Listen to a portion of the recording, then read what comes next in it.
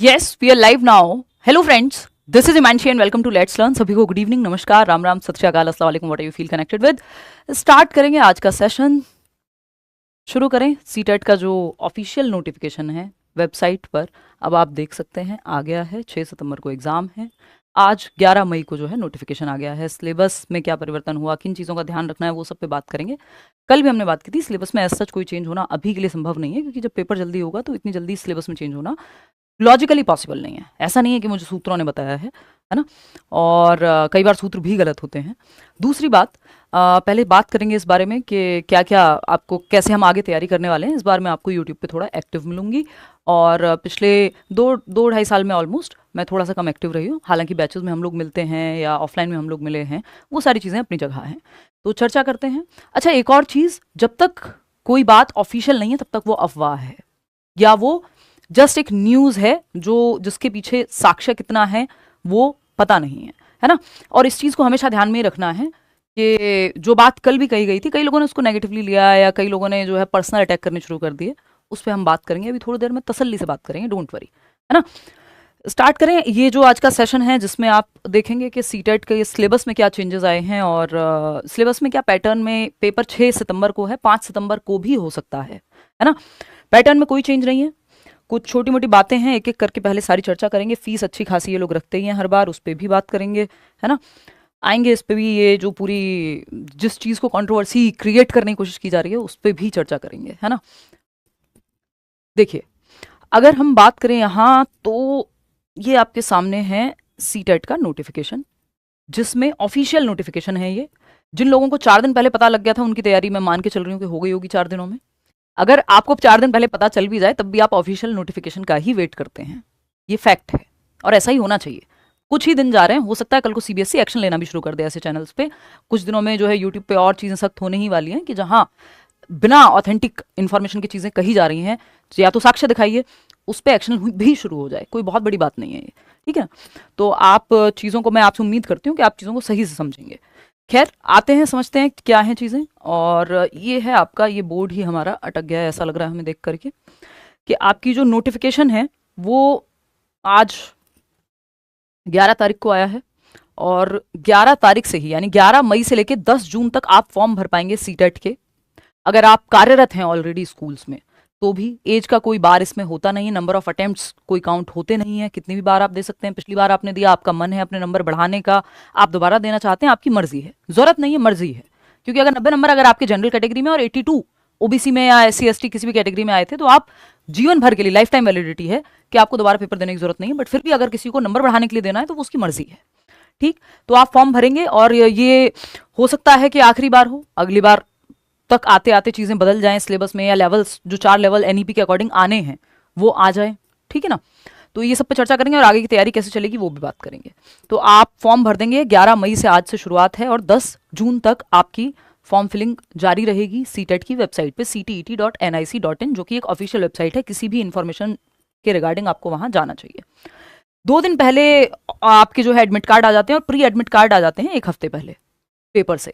इन्होंने कहा है कि अगर नंबर ऑफ कैंडिडेट्स ज्यादा रहते हैं तो हम 5 तारीख को भी पेपर ले लेंगे, यानी 2 दिन पेपर ले लेंगे, जो कि पिछले कई बार से चल भी रहा है कि 5 सितंबर और 6 सितंबर दोनों को पेपर हो सकता है, यदि ज्यादा लोग फॉर्म भर देते हैं, तो जिसकी संभावना काफी ज्यादा है। तो आप मान के चलिए कि आपका पेपर तो 5 सितंबर को ही है, 5 और 6 में 2 दिन पेपर हो जाएगा। वैसे 6 तारीख रखी गई है, अगर नंबर ऑफ कैंडिडेट एक लिमिट में रहते हैं तो 6 सितंबर को पेपर है।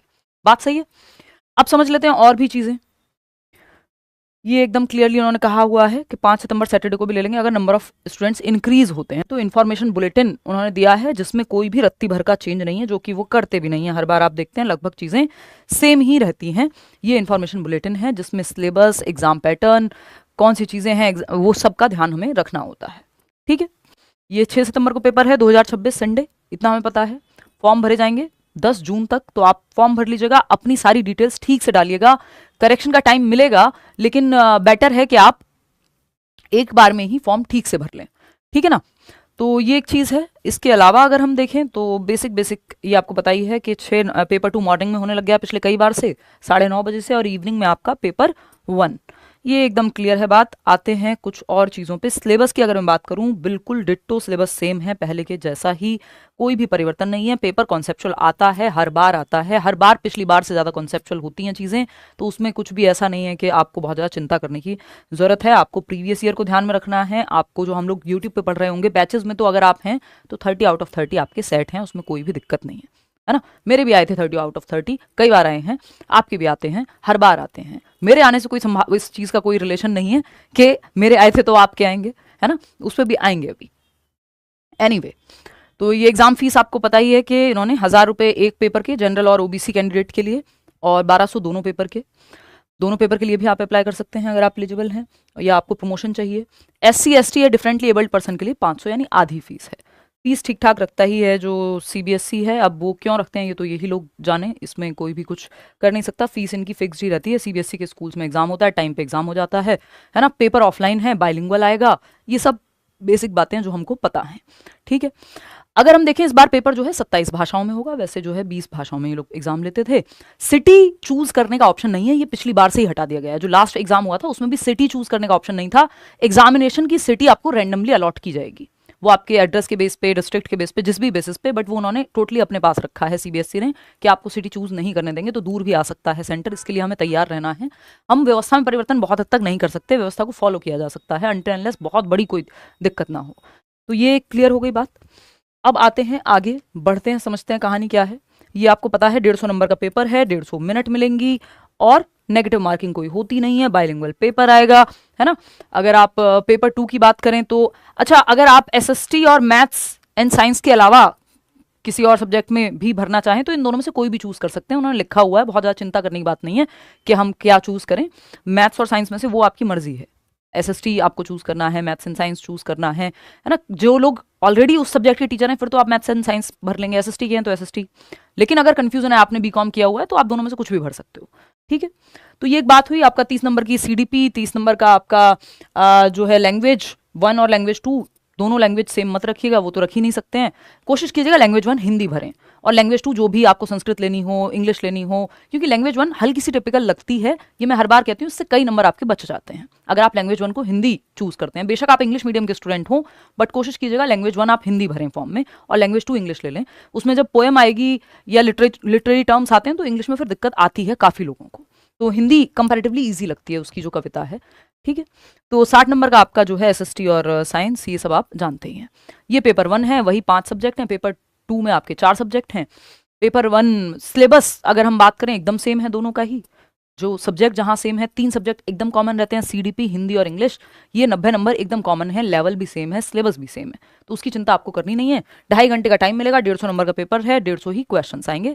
No negative marking, offline paper है, OMR पे आपको भरना है। बात रही बैचेस की, बैचेस में बड़ी संख्या में लोग जुड़ते हैं, सालों से जुड़ते आए हैं। तो अगर आप बैच का इंतजार कर रहे थे तो ये पेपर 1 और 2 का बैच है, जिसकी जो फी है वो 18 मई तक ये रहेगी, यानी 1500 रुपये दोनों बैचेस की कॉम्बो। उसके बाद फिर ये फीस हो जाएगी। ये करियर विल का अपना एक तरीका रहता है, ये टीम डिसाइड करती है, पूरा मैनेजमेंट डिसाइड करता है। इस सब में मैं कम पढ़ती हूँ, बट हाँ ये है कि एक बेसिक सही फी रहे, उसमें पूरा इन्वॉल्वमेंट रहता है, ठीक। अगर आप एक बैच के लिए जा रहे हैं तो ये 1300 रहेगी फीस। कब तक? 18 मई तक। बैच शुरू हो जाएगा 14 मई से, ठीक है। इसमें आपको previous year expected question, NCERT के नोट्स, टीचर के नोट्स, सब्जेक्ट की क्लासेस सब मिलेगा। ये लाइव बैच है, लाइव के बाद रिकॉर्डेड भी रहेंगी क्लासेस, ठीक है। इतनी बात। इसके लिए आप क्या करेंगे, करियर विल ऐप पे जाएंगे, टीचिंग सेक्शन में जाएंगे और कोर्स में एनरोल कर लेंगे अपने आप को। कोई भी दिक्कत इसमें नहीं आनी चाहिए, ठीक है। इतनी बात क्लियर है, कोई दिक्कत? चलिए खैर, और कोई बात रह गई हो तो आप बता दीजिए मुझे, मैं वो बात भी कर लेती हूँ। आप लोगों के मन में बहुत सारे सवाल हैं, बहुत सारे कमेंट्स आए। यार आप टीचिंग के स्टूडेंट्स हैं, यानी आप टीचर एस्पिरेंट्स हैं, तो कोशिश करिए ये कंट्रोवर्सी जैसे शब्द ना यूज़ करें कि देखो अब मज़ा आएगा, अब कंट्रोवर्सी होगी, अब ये होगा, अब वो होगा। एक तो किसी व्यक्ति ने पर्सनल ले लिया, मैंने विचारधारा पे कमेंट किया, उन्होंने पर्सनल कमेंट करने शुरू कर दिए। तो अगर आप ये कहेंगे तो मेरे पास शब्दों की कोई कमी नहीं है, डेटा की कोई कमी नहीं है। अगर मैं चाहूँ तो ये बहुत लंबा खींचा जा सकता है, बट मैं इसको अवॉइड करूंगी। आपको बहुत 2-3 बातों में उत्तर दे दिया जाएगा, क्योंकि ये पर्सनल अटैक जैसा हो गया, तो जवाब देना ही पड़ेगा आप। अदरवाइज, और वो भी मैं कोशिश करूंगी सीमित शब्दों में आपको जवाब दूं। अदरवाइज ये जो है कोई बात थी नहीं, क्योंकि ये बात अभी भी सेम ही है। आज नोटिफिकेशन आ गया, इससे बात पलट नहीं जाती है। 4 दिन पहले अगर कोई बता भी दे, पहली बात तो ये आज भी अनएथिकल है, इमोरल है ये काम, कि वो जो एम्प्लॉय है या कोई व्यक्ति अगर डिपार्टमेंट में भी है उसको वो इन्फॉर्मेशन अलाउड नहीं होती कि आप ऐसे फालतू में शेयर करते फिरें। तो वो इससे और किसी का बहुत भला नहीं हो जा रहा। अगर 4 दिन पहले आपको पता लगी गया था नोटिफिकेशन का, तो 4 दिन में आपने बहुत तीर नहीं मारे, बैठ के बस यूट्यूब पे सेंसेशन की तरह सेंसेशनलाइज हो गया कंटेंट, आप सर्च करते रहे, फलाने सर फलानी मैडम जो है सीबीएसई ऑफिस पहुंच गई, इन्होंने ये वीडियो बना दी, उन्होंने ये कह दिया, तो 4 दिन तो आपके वैसे ही वेस्ट हो गए। फिर उसमें भी जो डेट बताई गई थी वो एग्जैक्ट तो मैच नहीं हुई। तो वो सब हमारा मैटर ही नहीं है। मुद्दा ये है ही नहीं किसने क्या कहा, मुद्दा ये है कि ये जो विचारधारा है कि हम कोई इन्फॉर्मेशन हमारे पास है अगर पर्सनली, तो उसको एकदम से यूट्यूब पे जाकर के बोल दें, तो फिर ये कोई बहुत एथिकल तरीका नहीं है, क्योंकि वो ऑफिशियल होगी तब तो बात है, अदरवाइज कोई पॉइंट नहीं है। ठीक है ना, इतनी बात। और 2-3 बातें जो मतलब कहनी ही पड़ेंगी इसमें। बात आपकी यूट्यूब की जो तैयारी है, 1 मिनट में कमेंट्स देख रही थी। हाँ, यूट्यूब की जो तैयारी है वो हम शुरू कर देंगे, और इस बार मैं कोशिश करूंगी कंपैरेटिवली ज़्यादा एक्टिव रहने की, है ना, क्योंकि 10 सालों से जो है हम लोग जुड़े हुए हैं यूट्यूब पे। कुछ कुछ बातें हैं इसमें जिसमें चर्चा करने का मेरा मन भी नहीं है और है भी, क्योंकि अब कोई पर्सनली बोलने लगे तो यार बोलना ही पड़ेगा, है ना, कैसे कब तक नहीं आप कहेंगे। लेकिन हाँ, ये मान लीजिएगा कि इसके बाद मैं कोई जवाब किसी को देने नहीं वाली हूँ। फिर भी प्रीवियस ईयर इंपॉर्टेंट है, बहुत इंपॉर्टेंट है, और आपको जल्दी ही बुक भी देखने को मिल जाएगी जो अपनी इसकी है सीटेट की। कुछ लोगों को नया नया फेम कह लीजिए, या 4 दिन से जो है उन्होंने काम करना शुरू किया है, तो उनको लगता है कि ये जो है बहुत कुछ ऐसा है, ये सब हम सालों से कर रहे हैं, 10 साल हो गए, है ना। और दूसरी बातें तो बहुत सारी हैं, बट मैं अवॉइड कर रही हूँ क्योंकि यूजलेस हैं ये सब चीज़ें, अच्छा नहीं लगता, शोभा नहीं देता। जो इंसान ये पढ़ाता हो कि एक बच्चे को दूसरे बच्चे से कंपेयर नहीं करना चाहिए, आपको खुद से अपना कंपैरिजन करना चाहिए, और जो जीता भी हो वो इंसान ये तो ना करे, मतलब मैं तो नहीं करूँगी एटलीस्ट, बाकी किसी को जो भी करना है वो करते रहें। दूसरा इसमें यह है कि आज भी आंसर की हम सबसे पहले बनाते हैं। ये आपके सामने चैनल है लेट्स लर्न, आप जानते ही हैं। 1 मिनट रुकेंगे, है ना। यहाँ पे आप जाएंगे वीडियो के सेक्शन में, और आप जाएंगे, अंजू यादव जी हैं, अभी डीएसपी बनी हैं, पहले उन्होंने जब 2019-19 में तैयारी की होगी उस टाइम पे उन्होंने देखा था, मेरी किताब पढ़ी थी, वो उन्होंने अपना अनुभव शेयर किया, जयपुर गए थे, मिल गई, ठीक। इसके अलावा अगर आप देखेंगे, एक एक करके आप बस देखते जाइएगा, रीट से लेके केवीएस से लेके केवीएस रैंक 20, DEET+ भी रैंक 1, NVS TGT रैंक 1, इतने सारे आपको कैंडिडेट्स मिल जाएंगे जो सेलेक्टेड हैं, जिन्होंने पढ़ाई की है ना। सीटेट में 143 नंबर, यूपी टेट जब ये लोग तैयारी कर रहे थे, यूट्यूब से तैयारी करके जब ये लोग एग्जाम निकाल रहे थे, तब मैं पढ़ा रही थी और लोग सिलेक्शन ले रहे थे और अपना फीडबैक दे रहे थे, ठीक है ना। तो आएंगे उस पर भी। और ये आपको दुनिया भर की वीडियोस, इंटरव्यूज मिल जाएंगे। अब तो मैं 2-2.5 साल से उतनी एक्टिव नहीं हूँ, बैचेस में पढ़ाती हूँ, लिमिटेड पढ़ाती हूँ, लेकिन और बाकी जीवन जीती हूँ, प्रायोरिटीज होती हैं, है ना। मैंने बहुत कम उम्र में शुरू कर दिया था। लास्ट पेपर जब मैंने DEET+ का दिया था, जिन एग्जाम्स में ये लोग सेलेक्ट होकर वापस आए हैं, वो पेपर के फॉर्म भी नहीं भरे कभी, है ना, क्योंकि जाना ही नहीं था। और टीचिंग, यार मेरे घर में सब टीचर्स रहे हैं, मेरी मदर अभी रिटायर होंगी, 2019 में मैंने लास्ट टाइम एक पेपर दिया था DEET+ का, जिसमें मैं फेल हुई थी। जो गुरुजी कुछ बातें बोल रहे हैं वो भी कहीं से फेल होके आए हैं, जो पेपर की वो तैयारी कर रहे थे वो उनसे हुआ नहीं था।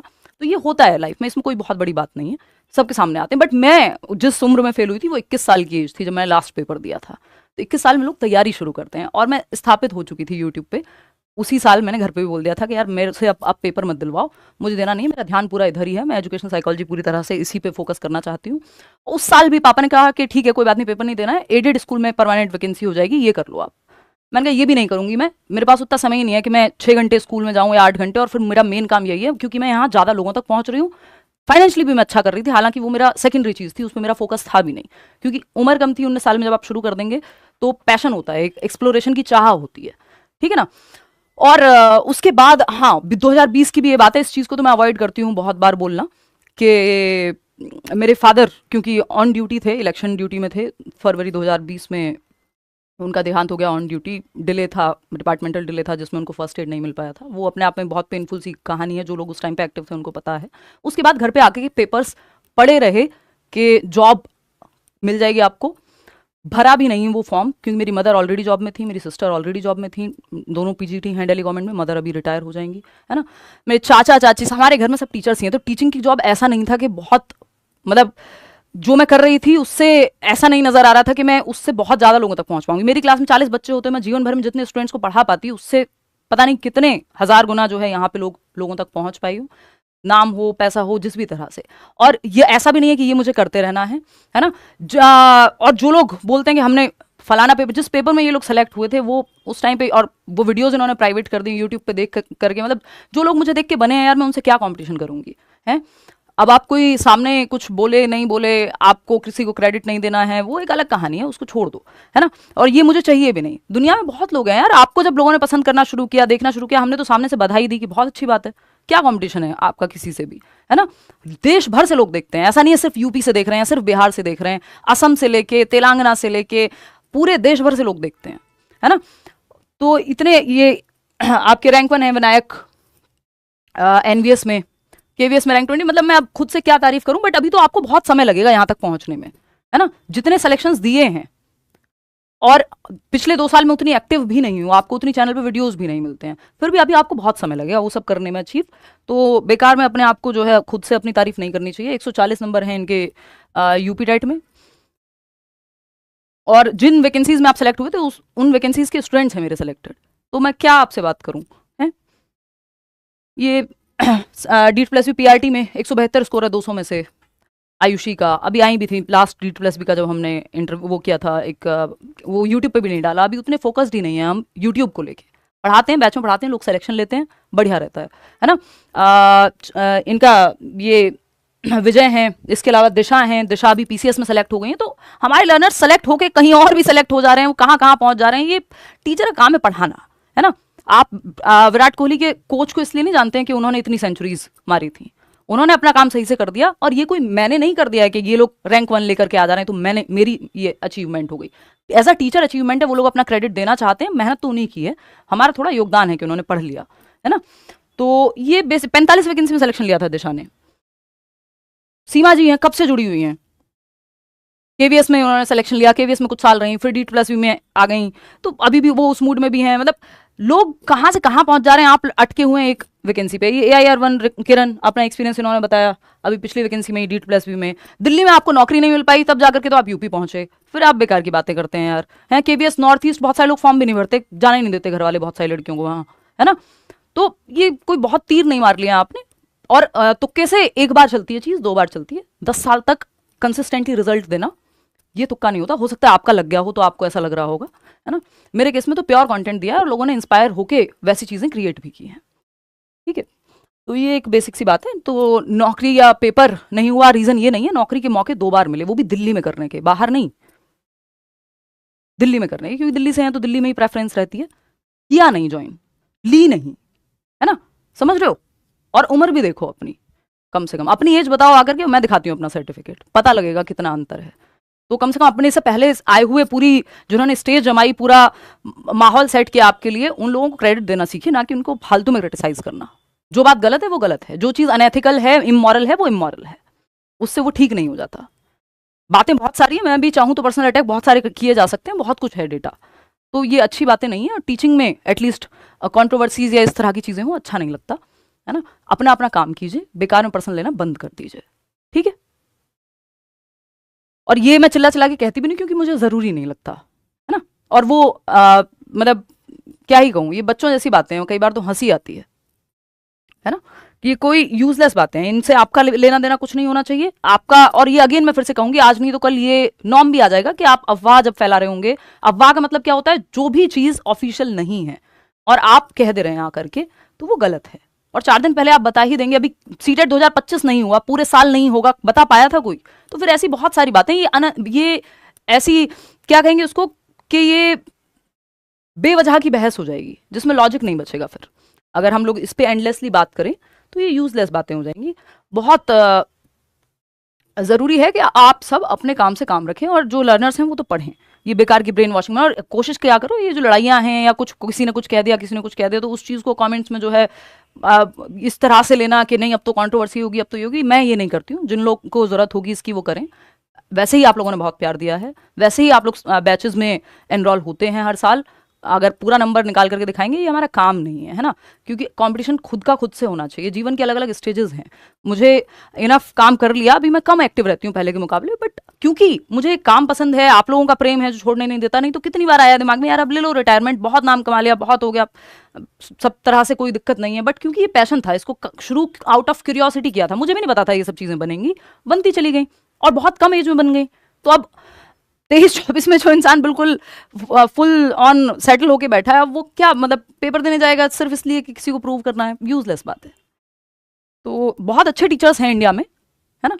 और सीटेट का एग्जाम 17-18 की उम्र में निकाल दिया था यार, 30 में से 30 तब आते थे। मेरे 121 आए, हमारे लर्नर्स हैं, अनुराग हैं 143, 141 हर बार लाते हैं। अभी तो आपके लर्नर्स वहां पहुंचे भी नहीं है जितने स्कोर हम, मैं बोल तो रही हूँ अभी यूट्यूब पे अगर आप देखेंगे जाके, ये वीडियो सेक्शन में चले जाना बस और देखना कितने लोग कहाँ कहाँ सेलेक्ट हुए हैं, केवीएस, एनवीएस, रीट, टॉपर्स की बात हो रही है। और यहाँ पे यूपीटेट 143, 144 नंबर वाले लोग, और कितने इंटरव्यूज तो अब हम डालते ही नहीं है। पहले जब मैं एक्टिव थी एक टाइम पे तो तब के डले हुए हैं, तो अभी तो इस लेवल पे पहुंचने में आपको समय लग जाएगा।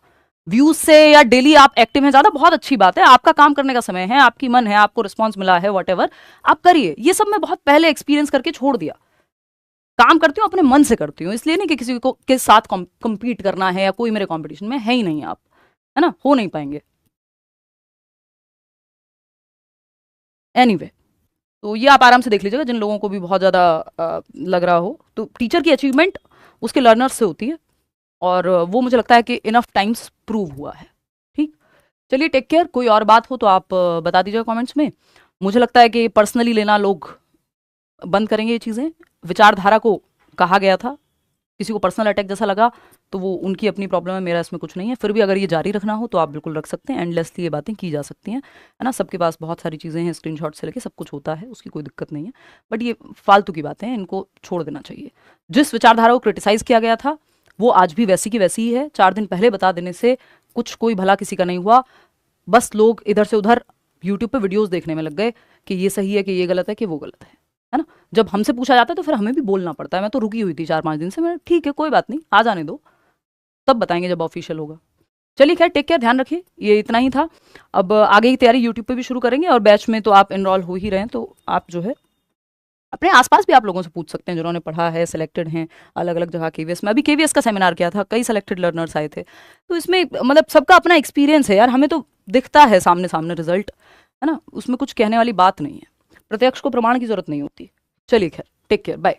ये आप करियर ऐप डाउनलोड करके जिनको आगे की पढ़ाई करनी है सीटेट की, और कोशिश करिए इन सब चीज़ों से दूर रहिए। आपके जीवन में रत्ती भर का भला नहीं होगा कि 2 टीचर्स या 4 लोग यूट्यूब पे जो ऑलरेडी ठीक ठाक कर रहे हैं, या तो सेटल्ड हैं या हो सकते हैं आगे किसी को अपना करियर बनाए, उन सब के चक्कर में आप मत पढ़िए। आप अपने करियर पे फोकस कीजिए, आप अपनी पढ़ाई पे फोकस कीजिए, जहां से आपको अच्छा लगे वहां से पढ़िए, है ना।